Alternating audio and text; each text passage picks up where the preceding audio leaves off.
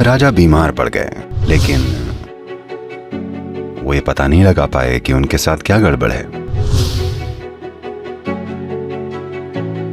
तब उन्होंने एक आदमी को देखा जिसका चेहरा बहुत उदास था।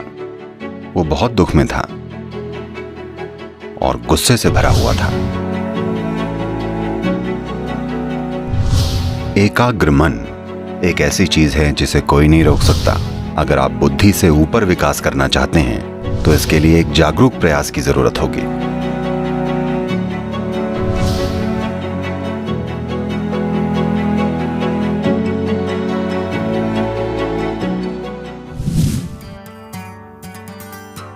पांच 500 साल पहले मेरे पूर्वजों का एक शहर था। वो वहां के राजा हुआ करते थे। यह शहर 500 साल पहले धरती का सबसे अमीर शहर था। आप इसे चेक कीजिएगा, इसे हम्पी कहते हैं।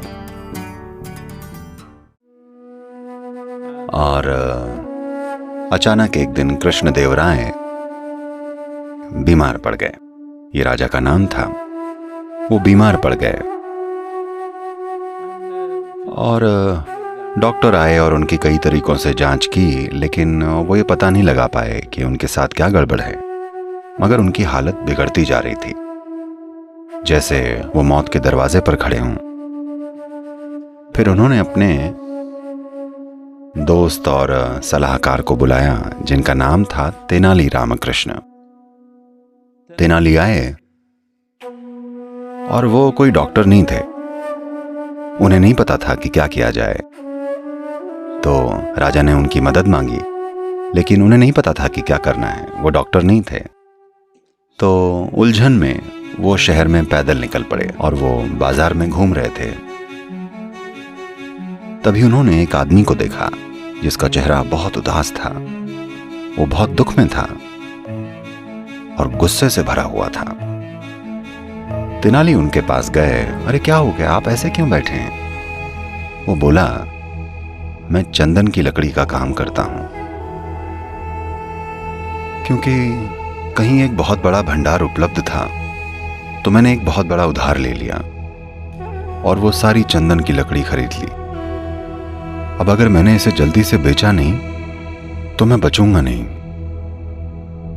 जिन लोगों ने मुझे उधार दिया है वो मुझे जिंदा नहीं छोड़ेंगे। केवल एक ही तरीका है जिससे मैं इस चंदन की लकड़ी को बेच सकता हूं कि राजा की मौत हो जाए।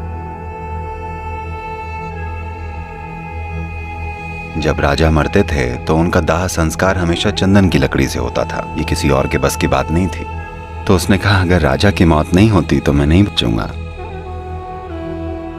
तेनाली ने उसे देखा, उसके दुख और गुस्से की तीव्रता को देखा और बोले, आप थोड़ी देर रुकेगा। वो घर गए, पैसे लाए और उन्होंने सारी चंदन की लकड़ी खरीद ली। वो आदमी बड़ा खुश हो गया और राजा ठीक हो गए।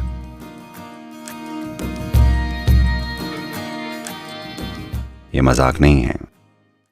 आपको ये समझना होगा कि गुस्से के पलों में, नफरत के पलों में, डर और आक्रोश के पलों में आपका मन एकाग्र हो जाता है। One-pointed mind is something that nobody can stop. एकाग्र मन एक ऐसी चीज है जिसे कोई नहीं रोक सकता। फिलहाल सब लोग इस मोड में हैं कि वो किसी भी एक चीज पर एकाग्र नहीं हो पाते। इसी वजह से इतना सारा कंफ्यूजन है। अगर आपके पास एक एकाग्र मन है तो उसे कोई चीज नहीं रोक सकती। ये गौतम की अभिव्यक्तियों में से एक महत्वपूर्ण पहलू था जिसे वो लोगों के जीवन में लेकर आए। आप अपने जीवन पर काबू पा सकते हैं अगर आप अपने मन पर काबू पा लें। मैं आपसे भी पूछ रहा हूं, अगर आप अपनी मानसिक प्रक्रिया पर काबू पा लें तो आपका आनंदित रहना क्या ये मुश्किल होगा?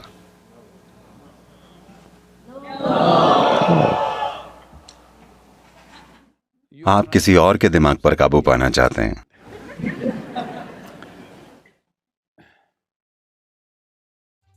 एक दिन शंकरन पिल्लई और उनकी पत्नी मैरिज काउंसलर यानी विवाह सलाहकार के पास गए।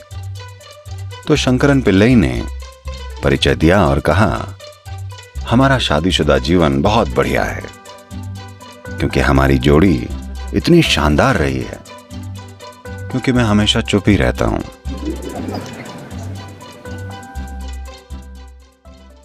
तो मन से ऊपर उठने की ये पूरी प्रक्रिया, जिसका मतलब है बुद्ध होना, बुद्ध बनना, आपका ये समझना जरूरी है कि ये उनका नाम नहीं है, उनका नाम गौतम सिद्धार्थ है। बुद्ध एक अवस्था है। इसका मतलब अगर आप अपनी बुद्धि से परे हैं तो आप एक बुद्ध हैं। अगर आप बुद्धि में ही हैं तो आप लगातार कष्ट झेल रहे एक इंसान हैं। अगर आप बुद्धि से नीचे हैं तो हम आपको बुद्धू कहेंगे।